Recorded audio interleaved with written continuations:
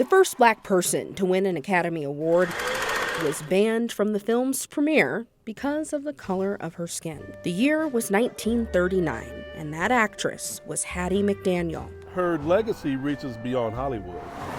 Fort Collins, Colorado is a long ways away from Hollywood, but this humble home was Hattie's home. Colorado was actually, I would call it, the foundation of her true performing career, which prepared her for Hollywood. Hattie's great-grandnephew, Kevin Goff, moved to Fort Collins to learn more about his aunt. She's from Wichita, Kansas, and from there they migrated to Denver just before 1900. What's the significance of this home? It was the home that they lived in Fort Collins. They spent most of their time in Denver, but they were here for maybe a year or so. Hattie was probably 5 or 6 years old. Goff says around that time, Hattie started performing with her siblings in vaudeville acts, and eventually she made her way to Hollywood. What did you think about her Academy Award-winning performance in Gone with the Wind as Mamie? You know, it's twofold, because some people look at that and go, well, the black characters are depicted in a certain way. Or they're being depicted as happy to be in slavery. Hattie looked at that as an opportunity. Number one, you're trying to survive. Number two, if I can get into this role, if I can win the role, knock it out of the park, then that can open a door. Hattie was not one-dimensional, but no woman is. The gift Hattie gave me, and that I tell people and I share with them, is she taught me to appreciate women even more, because women might get credit for 2 or 3 things, but they're doing a million things. What do you think about the efforts to preserve this home? History is great.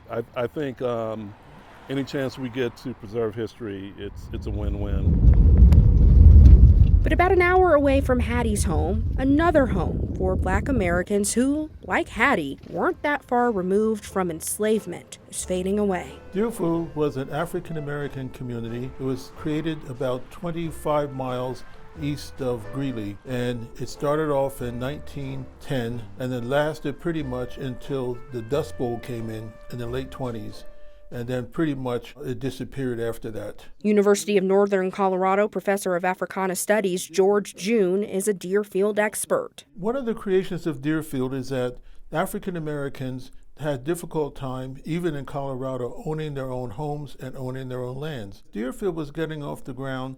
You had one of the largest claverns of the Ku Klux Klan in Denver, one of the largest in the country. Meanwhile, at Dearfield, as far as we could tell from all the reports and newspaper accounts and police records and everything like that, the farmers at Dearfield got along very well with their white neighbors. They were also loaning each other equipment. They would have dances. At its height, Dearfield would span 20,000 acres and had 200 residents. What makes Dearfield so special? It was highly successful in every way, and it worked. These days, almost 100 years after the Dust Bowl that destroyed the settlement, there's not much left of Dearfield. Walking through Dearfield, it's kind of incredible. You can almost imagine with your mind's eye how things used to look. And it's a little bit emotional to think that this huge piece of Black history may not be here anymore in just a few years if it's not preserved. We're working with some people right now in Congress. There is a bill that had passed to examine Dearfield. Right now, we're